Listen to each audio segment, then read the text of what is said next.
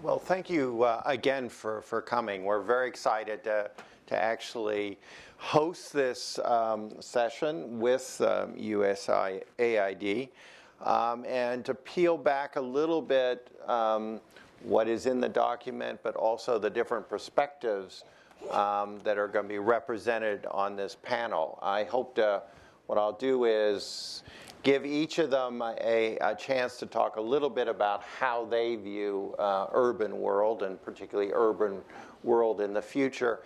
And then after that, open it up for questions and answers, and we can have a larger scale discussion here. I wanted to give first a view on how, from the Atlantic Council perspective, we're approaching the urban world of the future. Steve and I spent some time actually together. I was, as Barry Pavel said, I was recently in government at the National Intelligence Council and the author of a work that we do every 4 years there called Global Trends, looking out 15, 20 years. And, the last one was Global Trends 2030, published last December.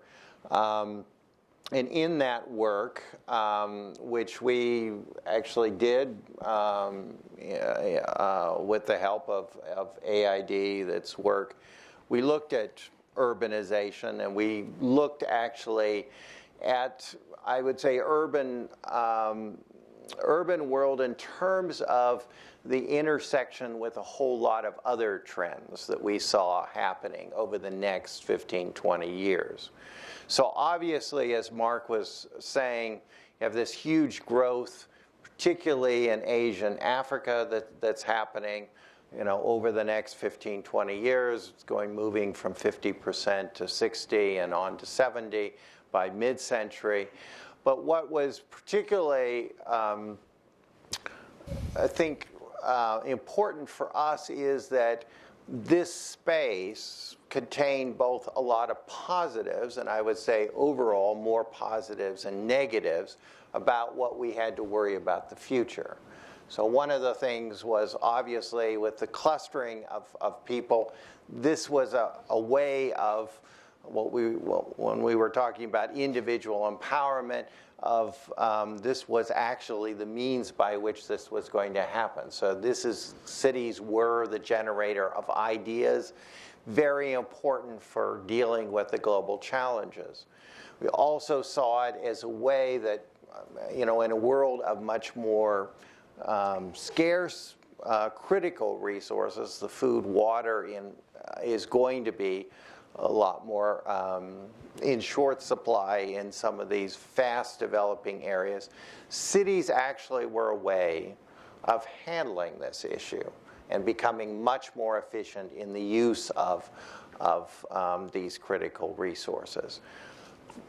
And moreover, it is a lab, an experimental lab. You could actually, when you're thinking about energy use, how to build cities more efficiently, here you're going to have that opportunity. Or, a lot of the work on urbanization talks about not just the expansion of the existing cities or megacities, but really the expansion of, you'd say, second, third order cities into major cities. So here they have a chance actually of building infrastructure that is completely up to date, much more up to date than we see actually in the developed world and with urban cities. So it's an exciting prospect. Obviously, as I said, there are negatives. First, the slums, cities are a magnet. This is a way people from rural areas see for actually improving their lifestyle, their standard of living. But the first step, obviously, is into these slums. And you're going to see growth of slums. So that's a source of, obviously, social disorder. So how do you deal with these new migrants? And a lot of them also in countries don't have the rights of other residents. So how do you deal with their particular needs on education and health? How do you make sure that this is not a source really of instability in countries? So that was also a big part of the work in thinking about, what does this urban space mean for the future? So with that opening remarks, obviously, one of the things with working in the intelligence community is you do all this analysis, you throw out all these problems and issues, and then you give it over to the policymaking world to figure out, okay, what are the solutions? And I think that's also what we want to explore, obviously, with this document. And I thought I'd start first with Steve. Now you're the director of the Office of Policy, Bureau of Policy and Planning and Learning, the one who put out this report, formulated it. Tell us a little bit more how you see, first, this report fitting in with the other strategy reports that Mark talked about, and how you see it being implemented, changing the programs that AID has been undertaking already for development. Great. Well, thank you, Matt, and again for co-hosting this event with us in a great space. And it's really great to see such a large crowd for an issue that, over the last 10, 15 years has gotten less comparative attention as compared to other development issues. I think this really speaks to a large number of what we feel makes this an emerging, critical issue, especially as we think about our broader development objectives and what we're looking to achieve. And I'm really also happy to be here on a panel with Jennifer and Alonzo in terms of the expertise and perspectives they can bring as well. So I think this is just great, and I'm thrilled that we have gotten to this point after a year and a half plus of hard, dedicated work with the community that's out here today, inputting, adding different ideas, suggestions, helping us craft and hone what we finally have here. It really has been an all-in product that is not in the least something that was concocted within the walls of AID, but really within the broader community. So I think that's great. And as regards the question in terms of how does this sort of play into our broader development objectives, I would say a couple things. I think really goes to why this policy right now, why urbanization issues, period. And part of it does, I think, very much speak to what you mentioned, Matt, in terms of the Global Trends 2030 set of issues, and the fact that there's an inevitable realization that urban issues will be a primary component of what we need to think about across a host of fronts. Whether you look at sort of the poverty reduction goals that we have, whether you look at linkages between markets and rural areas and our agriculture efforts, whether you think about climate change resilience, there's a host of interrelated challenges that we're anticipating that not only sort of extend to 2030, but I think far beyond that. And I think we view urbanization issues as really a platform to better understand, harness, and target some of those efforts. And so, what I think one of the first points we want to emphasize when it comes to this policy is that this shouldn't be thought of as a new standalone area that we're all of a sudden putting a huge amount of inflow of resources or attention. Instead, what we want to think about is really as an integrator that looks to what we're already doing but tries to deepen, enhance, and magnify that to a larger degree by putting more of an emphasis and attention towards the urban side of things. So for example, you can look at the three initiatives, presidential initiatives that we currently have that the president announced that we're putting a lot of money and resources towards. Global health, Feed the Future, the Global Climate Change Initiative, and I would even add sort of as a fourth, Power Africa. And it's hard, I think, really to imagine how those will continue and be successful without properly thinking about incorporating and ensuring the proper linkages to the urban areas are made. And that can be everything, if you take Feed the Future, from looking specifically at food security issues in urban areas, thinking about market access, market towns that are secondary cities, that are tertiary cities, thinking about transport links between agriculture and more rural areas and more urban areas, thinking about inflow and migration, thinking about access to jobs, and thinking about how those two balance out. We only have to look to our own history when it comes to industrialization, the process of migration between rural and urban areas, to know that, A, it's something that inevitably happens, especially when it comes to modernization and so forth. And B, we need to be prepared to think about it, incorporate it, and view it as part of a broader system of interrelated issues. So, I think for us, even as a starting point, you could look there. But with the policy itself, and really is looking at sustainable urban service delivery within the urban context. I mean, there's a set of other issues as well that directly goes to many of the different things that form the core of USAID that I think are important to emphasize. So, for example, I would be remiss in not pointing to the governance issues and the inherent democracy, human rights issues that form part of that core. And so part of what we're talking about here is working with partners and local governments to enhance their ability both to foster citizen participation and inclusion in key decision-making processes, ensuring that development, when it does happen, is something that isn't just a top-down process, but really is something that reflects community decisions, values, and input. And thinking about longer-term sustainability as well when it comes to financing, revenue generation, and so forth. I think an important thing is you can't run a city in a poor way without sort of either adequate input or understanding of where it's going from citizens, or without adequate financing for key infrastructure projects, and think that you're actually going to succeed in terms of having a vibrant economic center that can get at some of the bigger core issues. Final quick thing I would say is that earlier this year in the State of the Union, President Obama announced an overriding objective in terms of eliminating extreme poverty with our allies by 2030. And this is really a call on something that we're taking very seriously as an agency in terms of what that objective means, how do we think about it in a significant way, and how do each of our different core sectors relate to and support that goal. And I think that the urban policy here forms a key component to that. That if we are going to get at the more marginalized and vulnerable populations in different countries, if we are going to really make a dent with our partners towards the extreme poverty population, thinking about the issue of slums, thinking about economic growth, thinking about access to services are all key considerations that I think form the nucleus of that effort. And so I also want to make sure that we mention that from the outset. Well, thanks, Steve. I wanted to turn to Alonzo next. I mean, you've had your feet in both camps, so to speak, your work at AID and now as Vice President for Strategy and Sustainable International Development at CH2M Hill.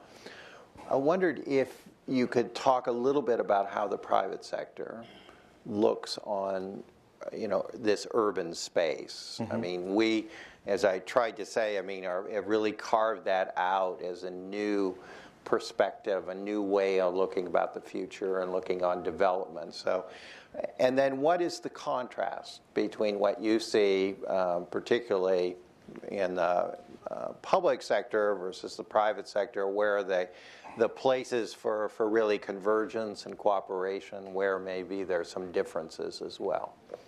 Thank you again. Good morning, and I want to applaud the Atlantic Council for elevating this issue at a very important time in our history.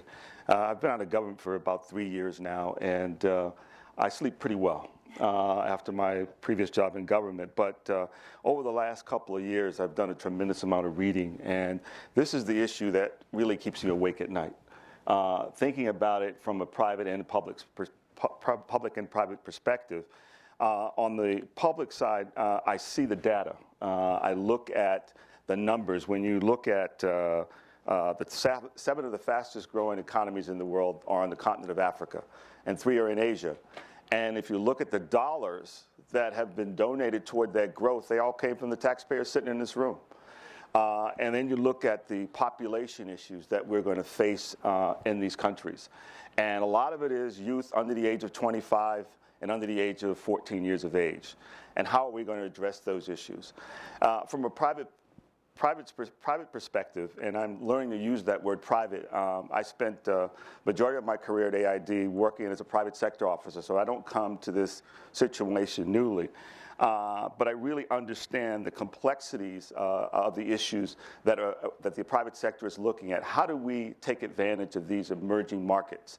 And when you look at the infrastructure piece, you look at the proactive urban planning and the good governance reforms. One of the things they recognize that if you have high impact public-private partnership opportunities, they're willing to take advantage of it. And where are they? I think the NGO community, the public sector have a great role to play in identifying those opportunities at all levels. And I think the way that's going to happen is that we have to change the paradigm on how we do business in these countries with the private sector. The private sector is not the enemy. And when you look at the infrastructure, the kinds of things that have to be done on the water side of the equation, on the environment side, the way that we've done these things and stovepipes have to be changed. You need an integrated, multidisciplinary approach. And I know a lot of people say, yeah, we know about integration, we know about multidisciplinary approach, but the issues are so much more complex. And the population issues are creeping up on us daily. I think somebody threw the statistic out that 180,000 people are moving to cities a day. And they go, oh, yeah. But you think about it, in Africa, everybody is going to the city because of what? The cell phone. Cell phone has changed the world forever in development. Before, you could leave them out in the rural areas, and they wouldn't be able to look at a cell phone and see all the things that they're missing, that they're not taking advantage of. So all those people are coming to the city whether we like it or not. And I think some of our programs that we've developed from a developmental perspective, the typical design and implement what they call a RFA, has to change. And we've got to look at incorporating cities and its infrastructure, its education, and its health programs in an equitable way that allows for those cities to grow and manage that growth. Otherwise, all those youth that we talked about become part of the problem rather than part of the solution. And I think the biggest thing we need to be concerned about is how do we retain the gains that we've made. And I know that I would not like to see countries that are growing at 8 and 9% and all the taxpayer dollars that we've invested over the years go backwards. So I'm not saying the private sector is the ultimate in the response to the problem, but I think they can play a much more strategic role going forward in helping to organize and structure and plan these local governments and these central governments in a much more effective way. Thanks. We can probably, with the audience, get much more into those questions on the relationship between public and private sectors. I wanted, though, to get Jennifer Bradley, who's the fellow and senior advisor, Metropolitan Policy Program and co-director of the Great Lakes Initiative at Brookings Institution.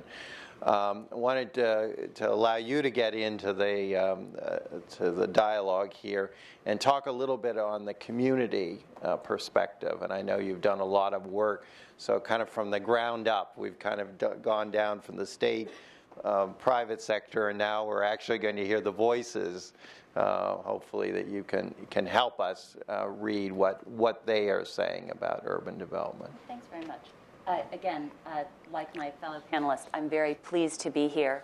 One of the advantages of being a not subject specialist, I focus on domestic policy, not international policy, is I learn an enormous amount when I come to events like this. So I'm very pleased to have the opportunity to be here. One of the things that I think harmonizes what we've all said so far is that we're moving from a vision of cities as the problem to an understanding that cities and city regions are the solution. They are ways that you can spur economic development. There are ways that you can find out faster what kinds of delivery systems are appropriate. And I feel like that's something that's happening across the world. We certainly see it in the United States, particularly during the October unpleasantness that beset us in Washington.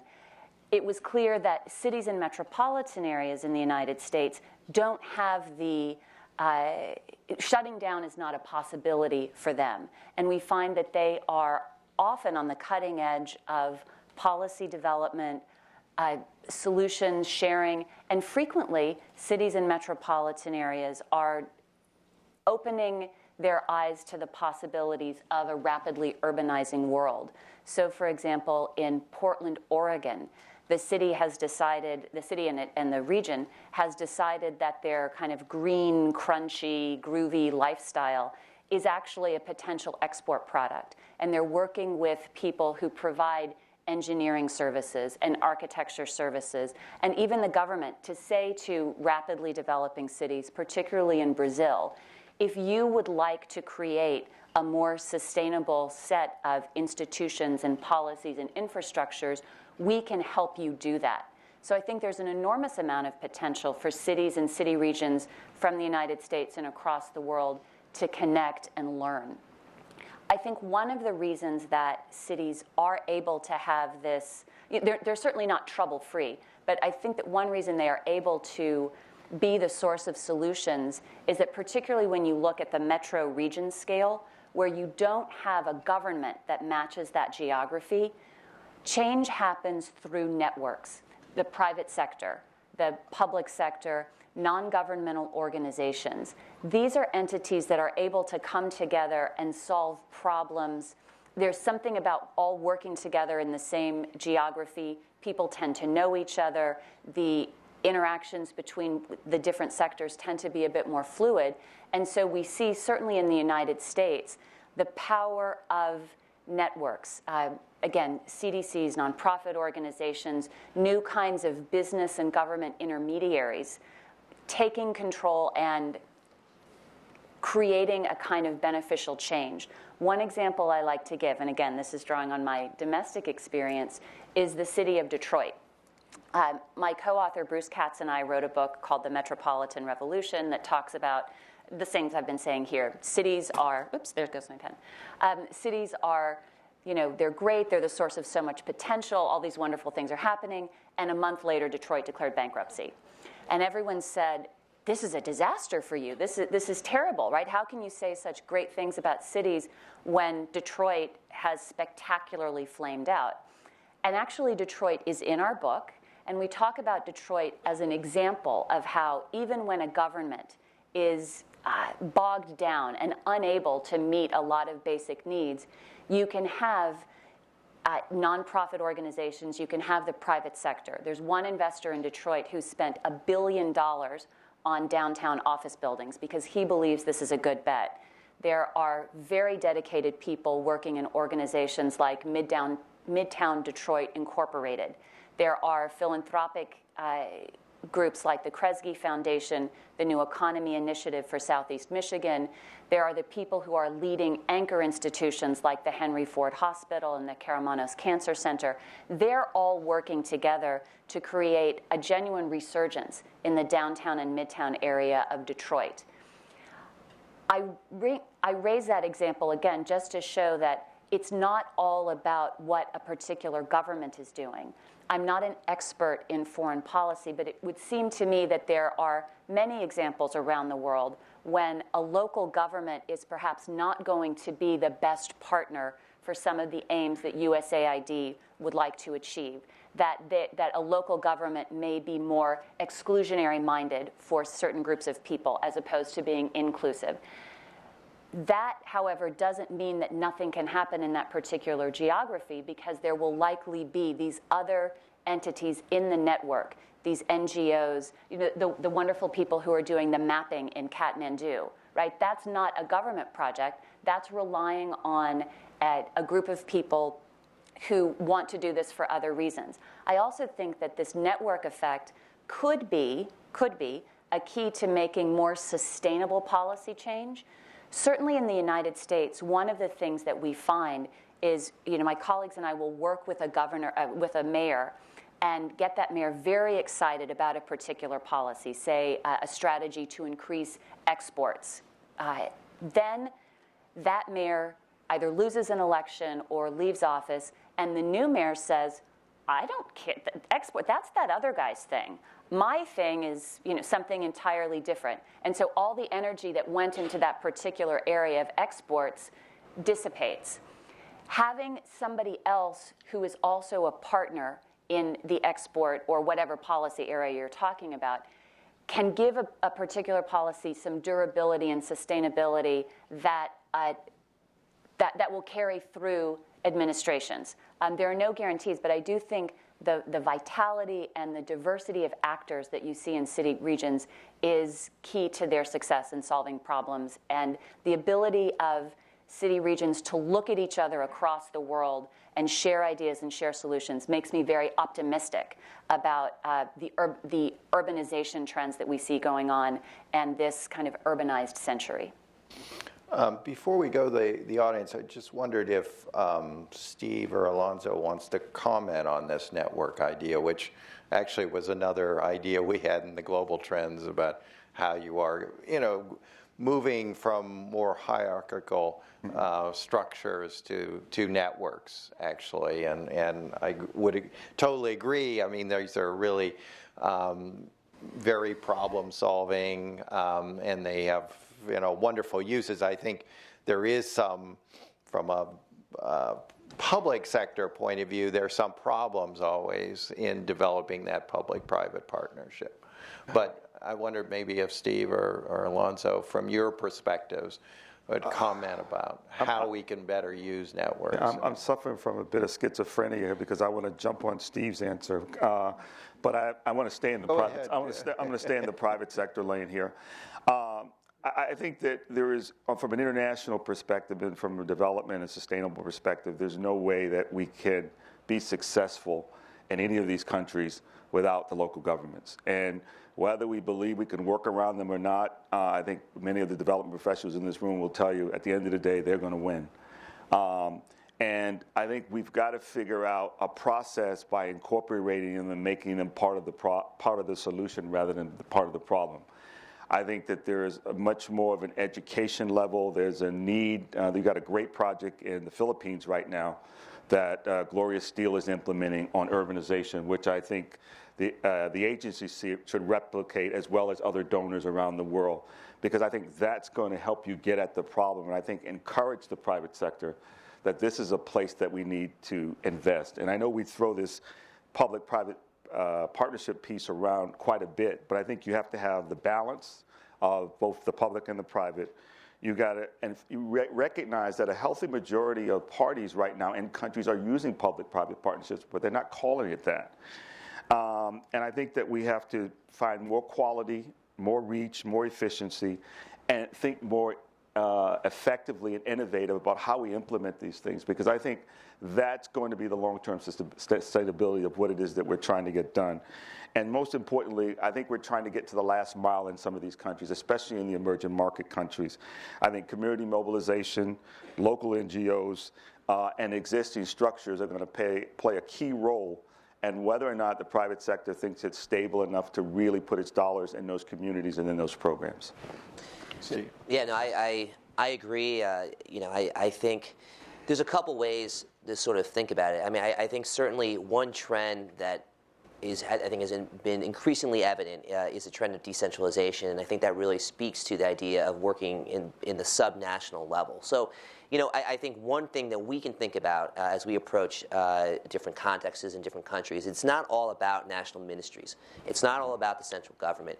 A lot of municipal governments are much more empowered these days, have much more latitude, and a lot more pragmatic. I think a lot of what Jennifer, you've mentioned in your book, it really talks to innovative partnerships and ways at the local level things can actually get done when you separate things out a little bit from the politics that sometimes infuse regional or national level sets of issues, whether it's in our own country or whether it's globally. So I think one trend that we're noticing and one trend that we can do more with is to really think about other actors within the governance space, within the public sector, that can be, I think, centers of excellence, areas of innovation, and can really benefit from the tools that we would offer.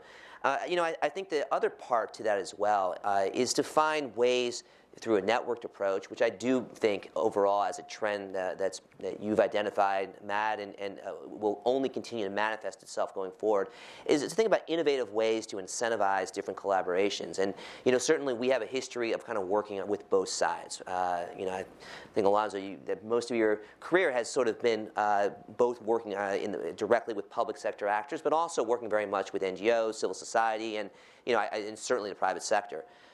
So I think that, at least in some respects, from the USAID perspective, is one of the strengths that we can bring, and that we do have those relationships. We have a long history on both ends, as opposed to sort of picking and choosing necessarily and saying it's only one or the other. I think for us, it's a matter of going more local, and finding ways to properly incentivize mutual collaboration between both entities. I think that Steve put my point much more lucidly and elegantly than I did myself. By talking about the power of non-government actors, I'm not in any way trying to say that local governments or national governments are irrelevant or unnecessary. I think that, however, you also need all of these other actors because the problems or the opportunities that you're confronted with when you are working at the city-region scale are they're so complex, they're so abundant that there's not any one entity that has all of the resources, all of the expertise, all of the durability to confront them. So local government is an important part of this network. There are some places where local government may not be an ideal partner. And what I was getting at is while entities are trying to work out the kinks with the local government partner, some things can be moving ahead with people who are in the other parts of the network. But certainly by saying that there are alternatives and partners to government, I did not in any way mean to minimize the great work that happens in local governments in the United States and elsewhere. Well, let's open it up, and I think we have microphones, right? So, the gentleman over there had his hand up first, I think. Thank you very much. I had a question for the private sector in particular. It strikes me that one of the conundrums that the private sector always presents in any discussion is the idea of being minimizing risk. In other words, in most cases, not wanting to take risk. And yet, here we are at a point, I think, in the subnational level, where if we don't do the necessary experiments to which we do not know the outcomes, we will have nothing to pass on. Right. And so if you're risk averse to begin with, to invest in that, I don't fully grasp how the private sector plays here, given the circumstances and the nature of what we're about. Yeah. Thank you. I think it's a good question, but I think also we have to recognize that at the end of the day, most of the companies in this country are recognizing where the growth is. So we recognize that our economy has been growing at about 1.X% over the last few years. Europe's going to be down for the next 5 to 7 years. And where's the world's growth? It's in Asia. 2/3 of the world's population is there, and in Africa. And I think a lot of the private companies have been playing the old tapes that it's not the right place to invest, it's not the right time, it's too risky.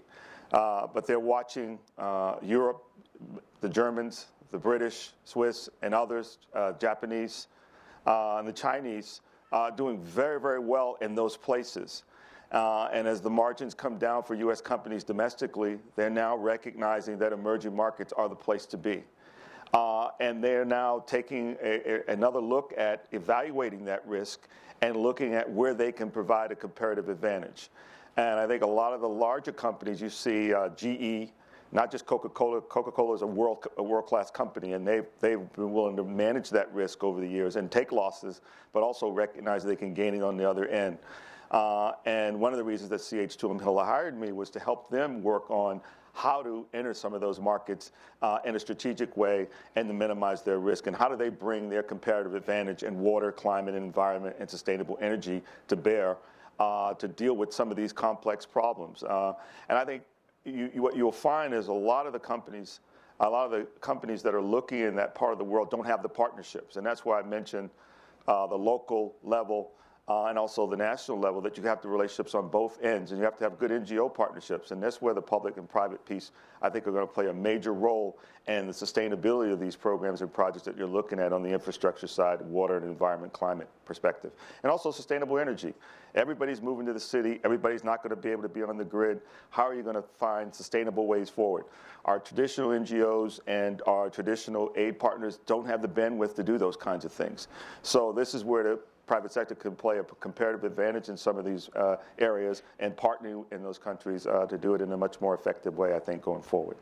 And I would also just add to that as well, I think there's a mutual self-interest in terms of the role the public sector can play in helping to either help change some of the risks, add risk mitigation or whatnot, and work together with the private sector towards mutually identifiable development objectives. So for us, if we sort of accept as a precondition of development that you need economic growth in order to reduce poverty, and we look to the private sector as a means to driving that, there are many things that we can do, many instruments that we have that will change some of the risk calculations and incentives so that it makes more sense for private sector investors to potentially consider investing and coming into certain markets that otherwise might be viewed as too risky or too outside of the box in terms of their business model. So I think there's a role that can play and that's mutually beneficial towards some of that as well.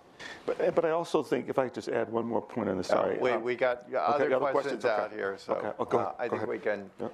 I'm going to take 3 and then ask the panel to choose which ones you want to. And if you don't choose all of them, then I'll assign them. But so I have one man here, and. Just a quick comment. I'm a Romanian planner, 25 years in this country and 20 years with the World Bank. There's a microphone, right? Thank you. Romanian planner, 25 years in this country, 20 years with the World Bank, USAID, DFID, JICA, etc. I think I was one of the first to read your report, sir. I was in Romania in December.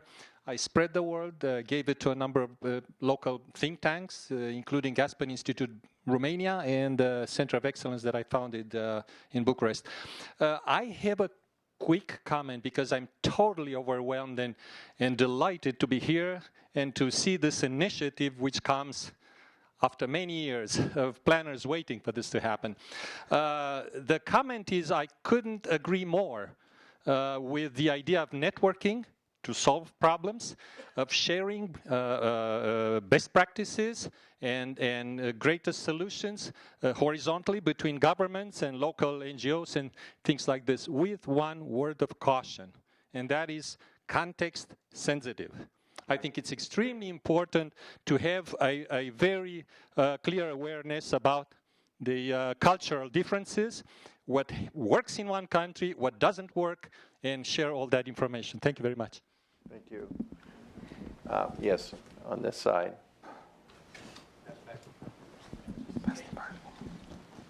Thank you very much. I am from an agency at the United Nations, which is the United Nations Human Settlements Program, known as UN Habitat, and urban development is our focus. And it was good to hear this morning. Indeed, we have exactly the same views, although it's very difficult at the United Nations because we deal with so many sectors. It's very difficult to bring our voices. But indeed, we have come a long way. In the past, urbanization was indeed very negative, especially in Africa, with the effort. And we have not really convinced everybody, but they always say, we want you to help us keep people in the rural areas and they want us to work in the rural areas because they say that's where most of our population are. We do say that we try. I think we are getting there to say indeed that urbanization is positive, that it is the most efficient way actually to deliver basic services to people, that we need to have cities that are well planned, well managed, efficient, well coordinated, etc. Now, you were talking also about local authorities. On the global stage, in other countries, local authorities don't have the capacity, they don't have the resources. So we have also to think about how to build their capacity. Often they cannot even collect taxes. That's one thing. The other thing, yes, indeed, I think even at the UN, we are realizing the governments cannot do everything, the national government. And as you know, even local authorities don't have a role at the UN.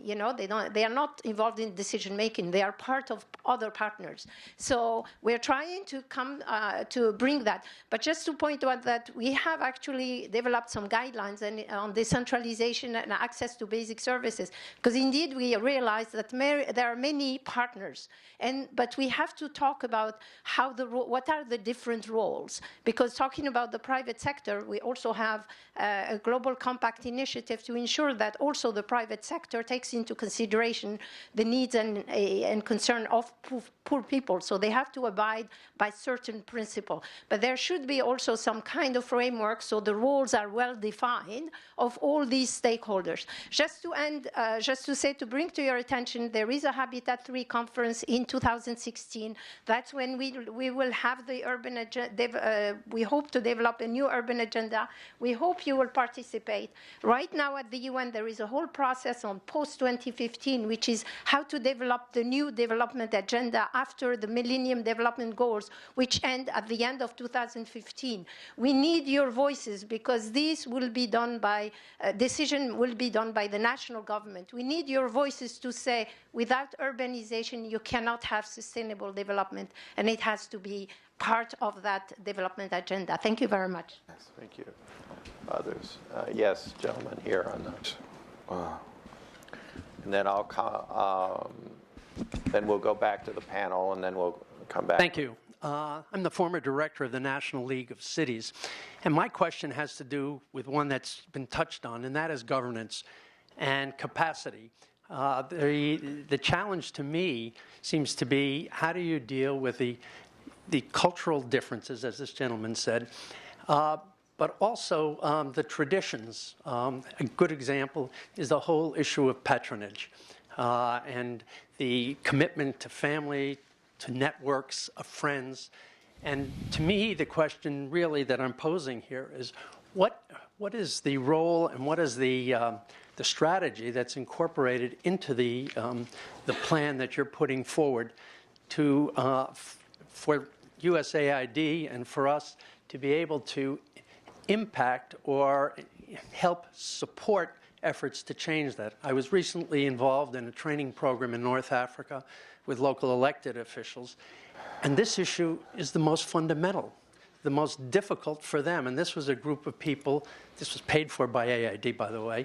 This is a group of people that are totally committed to trying to bring change, and part of what we were trying to do was empower them to realize that there are ways of doing something more than say, well, you know, we're being, there are challenges that are more than we can handle. So my question is very simple. What is incorporated into the plan that you've developed, that we're developing, that can address this issue? Thank you. Okay, I'm going to turn to the panel. So we have one looking at the cultural context, another one looking at how do you build local capacities, and then a third on actually also on the governance issue of how you really build commitment to implement the plan. Jennifer, do you want to take a stab? I think that if you are looking for a diversity of approaches, going from metro to metro, as opposed to having conversations solely at the nation state to nation state level, will probably foster a greater range of solutions and will probably engage people at talking about the specific kinds of customizations that may be appropriate for Bucharest, less so for, again, Kathmandu or another emerging country. And I think that it's as important, what's implicit in your question is how do we learn from failure? And I think it is just as important to be able to make a space to learn from failure as it is from success. And I do think that just the diversity of solutions that you're going to get at different levels, even in the United States, we understand that it's very difficult to set policy that will be appropriate, policy about development that will be appropriate for the range of cities in the United States. So going to the local level seems to be a way to better respect diversity. So I can. Okay. Alonzo, Steve, comments on that? I'm going to stay out of that one. I'll let you take that one. Yeah. Okay. I'm in the private sector now. So used to you. Yeah. I mean, I do think. You also have to customize, presumably, bids and things that would, and so you understand the ability to sort and distinguish ways that projects will be successful in one sphere and not another, perhaps. I do think this question on how you deal local, national level, I mean, we have very good comment here about the UN. I mean, if you're going to get the urbanization much more into the next set of millennial goals, how do you do that? It's obviously member state has the decision-making power on that, but it's actually much more at the city level or the local level where it's going to make a difference. I think one of the things that has to happen is that we're having a conversation amongst ourselves here, and we're agreeing with each other violently about what needs to happen. And I think that it has to be a top-down as well as a bottom-up approach. And until you can make the governor and the president of the country and some of the key leaders in the economic planning ministry and the Ministry of Finance recognize that they got a train wreck coming, and here's why. And I thought the riots and a couple of the cities in Sao Paulo and others would have awakened a lot of these leaders to the point that, hey, I'm looking at my demographic numbers. How did Al-Shabaab and those guys get started? And we've got all these young people. We've got to figure out how we move our economic growth forward. And I think that's why the donors and also the private and the public sector have to be much more thoughtful about how we design programs and projects going forward. It just can't be business as usual, and I mentioned that in my opening. We've got to find a way to understand, A, that we don't know what we don't know, and that we don't have the expertise in-house anymore. Peter Kim, who ran the Rural Housing and Urban Development Office for many years in USAID, one of the most thoughtful civil servants that I think our country's ever had in this regard, really talked about how these things need to be done, and we phased that program out. There's a capability of doing these things, but we've got to have our leaders stepping forward, not just in a policy, but saying, you've got to deal with these issues. And then also we have to find the financing from Capitol Hill as well as in the existing programs to really address the issues. Because all we're doing right now is having a conversation.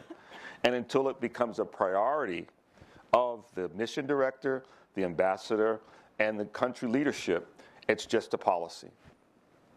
Thanks, Steve. Let me address a couple of the questions here. Certainly, I have a few thoughts on the governance point, which was a great opening, actually, for a couple things. But for my UN colleague, I do want to say completely agree with what you said.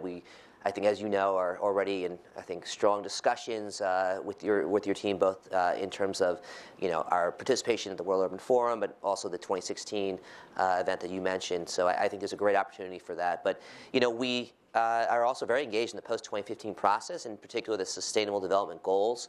My understanding is that cities have now moved to the forefront as something that a lot of different member states are actively considering as a primary component in some form, for the SDGs. So I would actually encourage those in the audience, many of whom occupy fairly influential positions in the policy community, to think about very carefully what should that look like, how to inform that. I think briefers, papers, and whatnot, especially in the broader UN context, will play a really important role as those discussions happen, which I understand should really begin in more seriousness by early next year, and I'd be happy to talk to folks about what that potentially might mean. On the governance point, though, and this I think really actually goes to the question about how do different areas of our work intersect. We actually came out with a democracy, human rights, and governance strategy in June, and it pinpointed 4 areas that kind of get to, I think, the question that you mentioned. I think first it really talked about how to foster a greater amount of accountability, especially from citizens demanding accountability from their governments. And it really talked about looking both to technological solutions, but also a greater amount of involvement in political processes as one way to do that, with the whole understanding being that transparency and other sort of core principles should be a key part of how governance works. Second of all, it looked at the idea of inclusive participation. So it really brings together that accountability section and really says, how do you get involved at the local level or so forth? And what are some tools and ways we can help support that with our partners? Third is a human rights aspect to it, really thinking about human rights as a key component to our democracy agenda. And finally, there's a goal that talks to integration, and that says that you can't think of democracy, human rights, and governance as a standalone issue. It has to be something that is thought through, incorporated, whether you're thinking about global health programs and implementing those and making sure the community has an understanding of what's taking place, whether you're looking at Feed the Future or so forth. And that certainly is part and parcel of the whole idea behind the urban policy as well, that it is a platform. It is something that directly needs to associate with and speak to the governance issues. And that's the only way we'll get some success down the line. Okay, but I also Steve, think... we can continue that. We got lots of questioners out here. And so what I would ask, keep your questions short. And then we'll also ask the panel to keep their answers short, and then we can get through as many. First gentleman here. Yeah. And I'm Chas Cadwell from the Urban Institute. This is a policy about service delivery in an urbanizing world, not just about cities.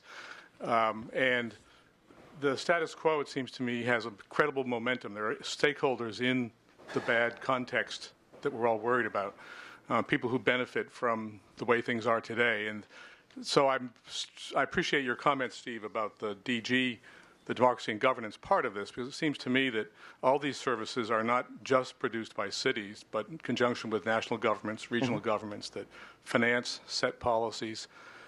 We're just finishing some work for the bank on service delivery in Asian cities that shows local governments don't have any money, don't have any authority in many cases, and face interference from national ministries. So it seems to me a democracy agenda needs to address that shared political accountability, that no matter how much you invest in technology, is going to be a challenge. So I'm struck in your policy that there's a reference to democracy and governance, but not many tools that will help missions think through these, what are ultimately political questions. You know, we can go on the web to get the technical answers, but the political issues are all very context specific. And so I guess my question is, AID is one donor of many, but it seems to me you've got unique capacity to address some of these issues. But how do you think about your role vis-a-vis some of the other more financially oriented donors in this field? Good question.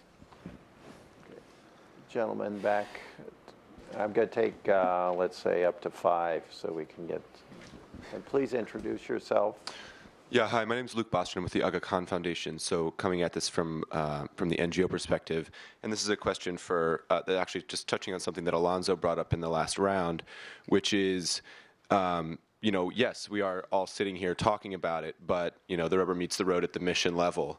And historically, missions haven't been supportive of urban work. I mean, Making Cities Work has been around for a long time. It's great to have a new policy, but how can we, and then how can we as the NGO community, and how can you guys as USAID kind of help promote urban work and actually putting some resources into doing work at the urban level in the missions? Okay. Farther back on this side, any? Okay, we'll go over to this side, and yeah, man on the side. Thank you again. Short. Anthony Sochi, Oh, he's EPA. back. Yeah, please go ahead. Sorry. Just keep your questions short so we can get everybody.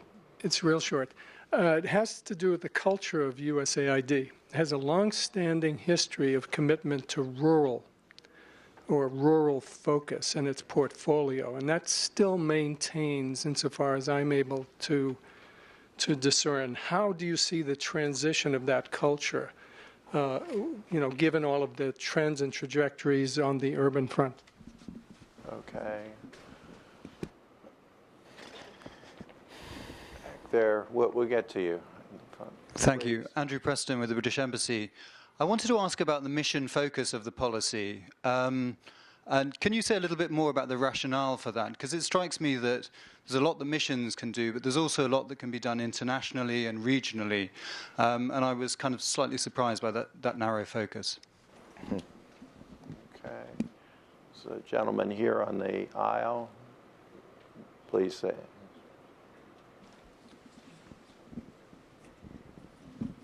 Howard Sumka, formerly USAID. quick comment on the private sector aspect and then a question. I think if you look at urban development as it's historically proceeded in the past 30 or 50 or 100 years, the vast majority of resources have come from the private sector. It's not like this is something new, and perhaps that private investment has been opportunistic or ad hoc, and what we need now is something more strategic. But the point is the private sector's there, and the question is, what does the public sector do to facilitate and encourage private sector? When we were looking at slum upgrading issues in Asia and Africa and Latin America, we used to say that there were only three things the public sector really needed to do. Needed to make sure there was serviceable infrastructure, needed to make sure there was an environment that allowed private financing to happen, and it needed to make sure that there were tenure rights on land so people could actually use their land productively, and everything else would be taken care of by the private sector. I wrote that speech for Peter Kim in 1986. The question I have is, if you see it in that framework, what exactly does the USAID policy on urbanization focus on? I mean, the question was picked up by a couple of others. The title, which is all about urban service delivery, seems to me means it's not about urbanization as a strategic way to encourage urban growth and to fit into the national development policy. And I'm curious how you see that. Okay, we had another question. Yes, please. Right here in the front, second row. Hi, Jeff Soul with the American Planning Association. And echoing some of the other comments, I have one comment. One is, don't forget spatiality. Technology gets too much attention in terms of sustainability, I think. It's important. But we have to look at settlement pattern.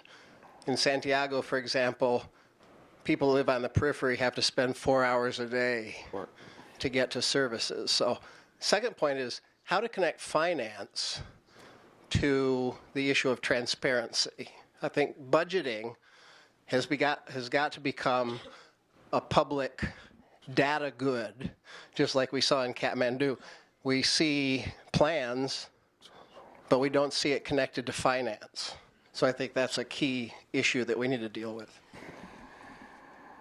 Okay, I think we got quite a few there on the table. Quite a few, I think, for looking at AID in terms of how do you square it with the democracy, what's the commitment at the mission level, is that too focused a commitment, how do you work with the private sector, and how's the balance between rural and urban? So maybe we'll begin with you, Steve. Sure, and I will just maybe make a general comment given the number of questions, but I'm happy to, of course, continue the dialogue afterwards. I think this is an ongoing issue.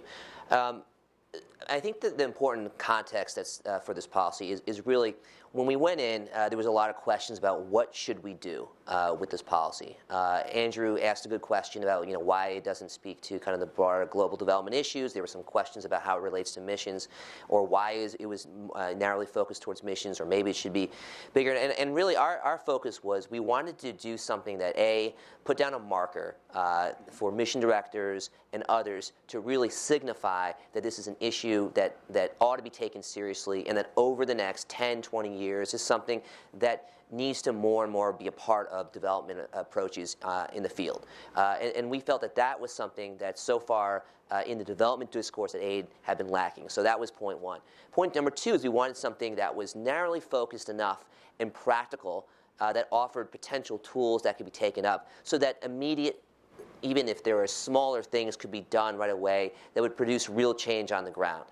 To that end, there will be a sort of secondary implementation guidance and a how-to note that will be developed by colleagues in E3 over here together with many other stakeholders, which will talk about specific tools and approaches that missions can take up and use, even if it's something like an assessment at the beginning to say, what are the key constraints? What are the key challenges? What are the opportunities and the tool and the resources available to the missions with partners to be able to accomplish and get at some of the big issues? But to us, that was a really important thing to do.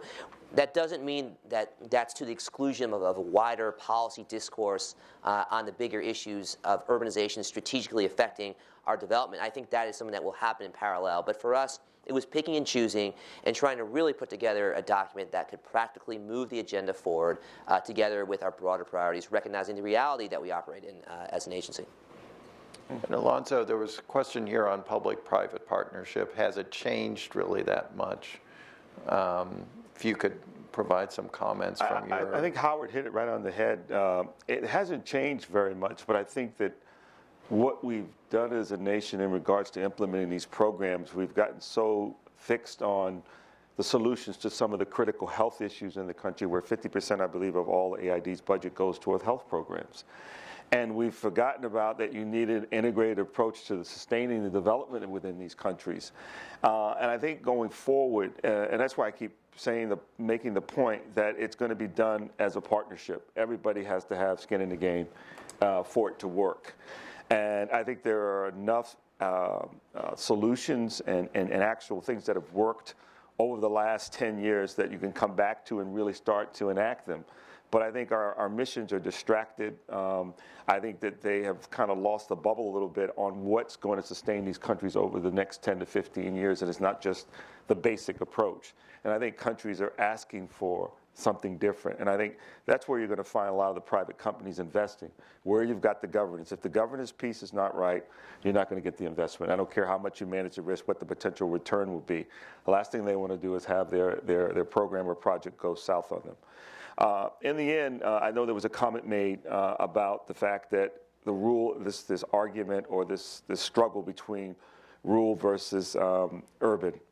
We can kid ourselves all we want and put our hands over our eyes and say they're really not coming, they'll stay out there on the farm. They're going to go where the water, where the jobs are, where the health care is, and those are the things at the end, sustainable energy. And if we don't figure out a way to help these cities plan in an organized way, we're going to end up with some real calamity on our hand. And that's why I said it's really a pressing national security issue for stability within the countries that we're working in as a nation, but also for the long-term investment to sustain what we've already achieved over the years. Great. Jennifer, I'm going to give you the last word here. There was one question I thought gentleman asked about urban planning versus technology. And I don't know if you'd like to comment on that from your work and your perspective. I think that we lose an enormous amount when we forget that technology needs to be in the service of a particular outcome. In that way, it's like infrastructure, right? We're not building we hope that we're not building a road because it's good to build a road. We build a road because it's important to get somewhere. And I think that technology has the power to do all kinds of amazing things. It's particularly useful with sustainability, but that's not the end in itself. And I think, again, as you get a larger group of technology users and people who care about the end result in the process, it will be easier to keep that larger goal in mind. And so that will also get you to spatiality issues, because it's where it is all happening. It's a question of quality of life. Are we going to make cities and city regions that are not just a result of economic necessity, but that are also places where people can flourish and the non-economic sides of their lives will also be tended to? And again, technology can be a tool in that, but if all we focus on is the technology, we lose the important human endpoint.